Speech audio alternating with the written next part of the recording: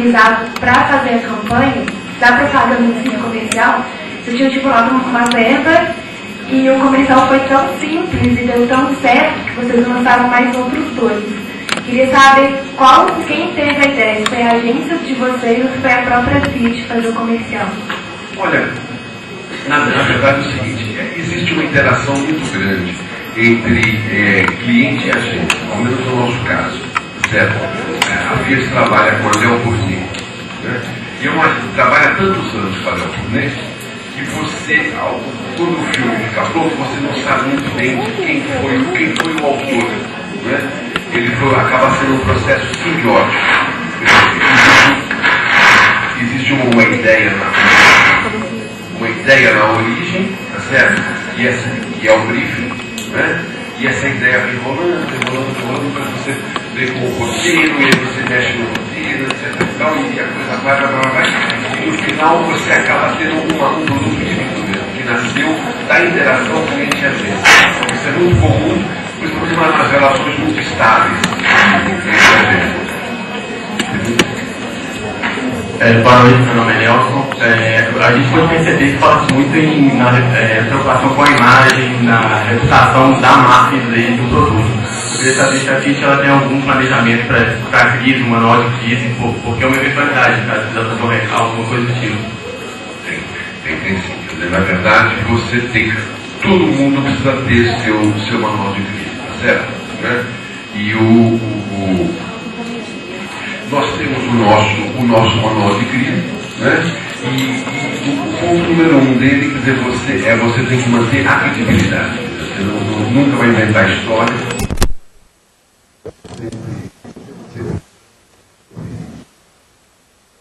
De modo que o que você disse hoje amanhã, porque é o seguinte, não tem outra versão necessária. Entendeu? E basicamente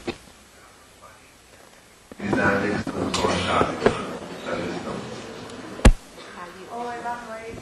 Tudo bom? Meu nome é Thaís. Eu queria saber, em relação à cor do carro, porque tem muita gente às vezes que gosta, mas deixa de comprar porque depois é difícil de vender, não é valorizado. Quando vocês pensaram na inovação das cores, vocês pensaram é estranho que uma mulher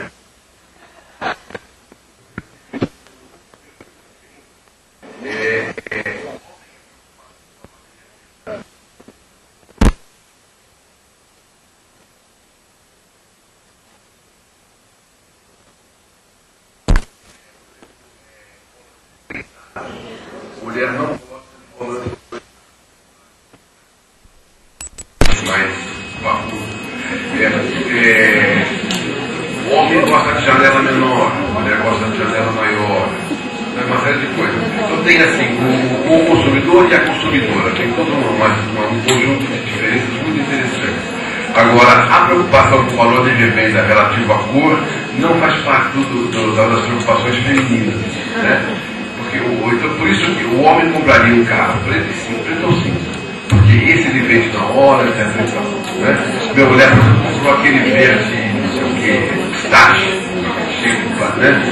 Porque ela gosta. Ela acha legal. Né?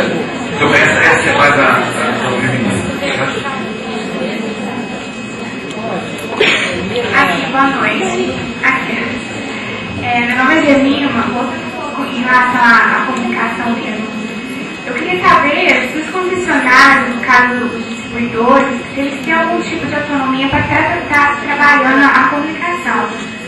Geralmente espaços regionais, né? No caso aqui, tudo, eu queria saber em relação a isso. Então é o seguinte, o concessionário, esse aqui é uma coisa muito importante. Quando você faz aquele evento que nós vimos, uma parte daquele evento é dividido em ondas, como se diz, quer dizer, 2 dias para uma coisa, 2 dias para outra, 2 dias para outra. Uma parte importante desse evento é destinada aos concessionários, ok? Então, porque eles são uma parte essencial do negócio. Agora, o concessionário, a comunicação publicitária do setor de veículos é dividida, digamos, em 2 instâncias. A instância produto, é exclusividade da empresa, da montadora. Ok? E você vai ver, assim, geralmente, a instância produto falando da televisão e revistas.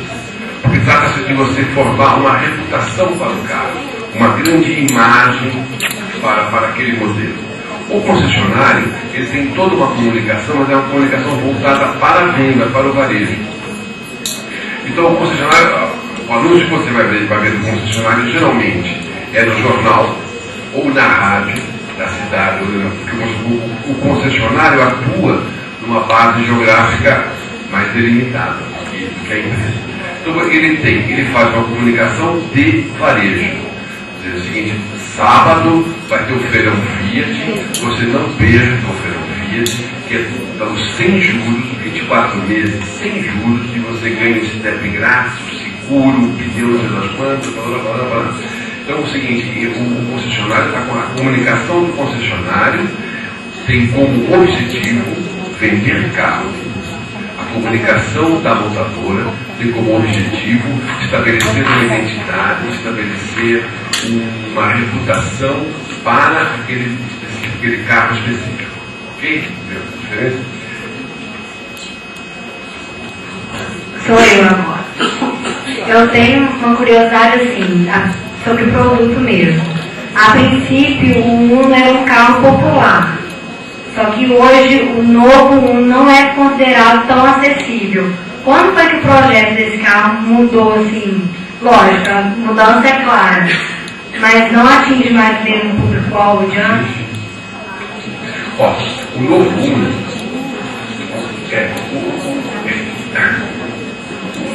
o velho Uno custava 22.500, tá? O novo Uno custa a partir de 25.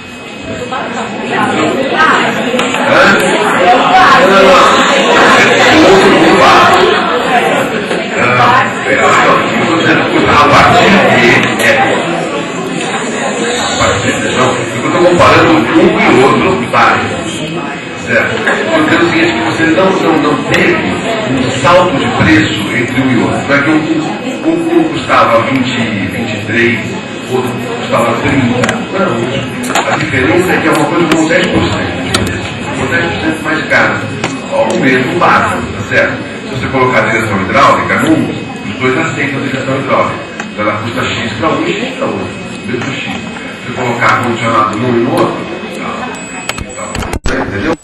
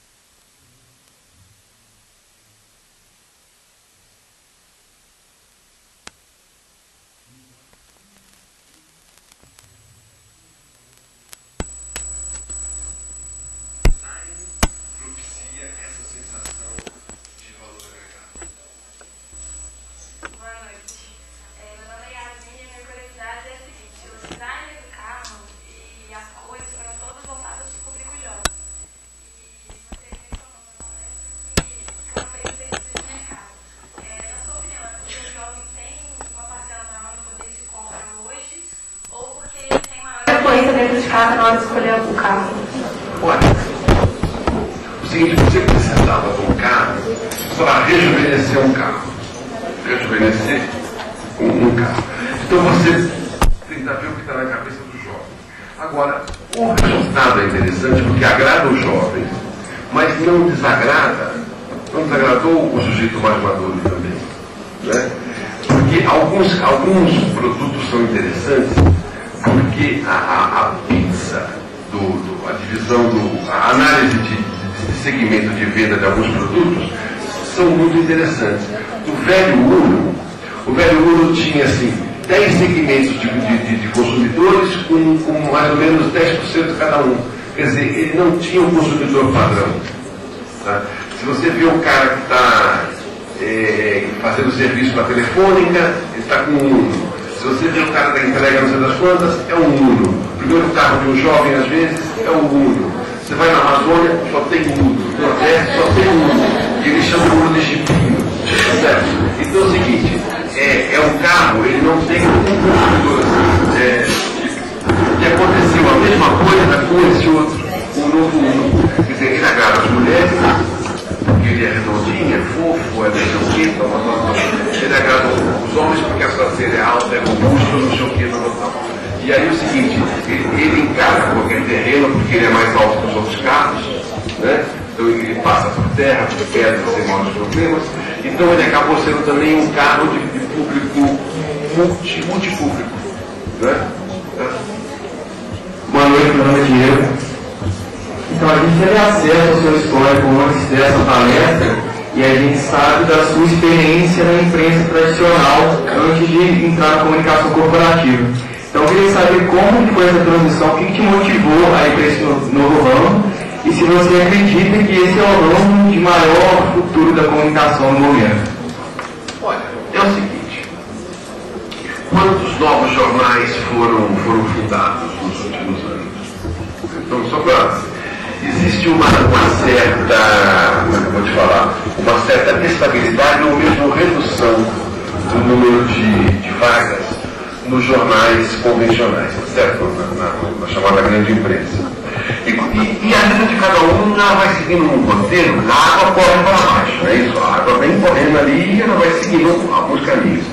Então, eu sou de Santo André, estudei na USP em São Paulo, voltei para a minha cidade, trabalhei no jornal da minha cidade durante 5 anos, trabalhei na sucursal. E todo mundo que de alguma maneira se destacava no jornal da cidade ia trabalhar na sucursal do Estado daquela cidade, eu fiz esse caminho, aí fui para a Gazeta Mercantil.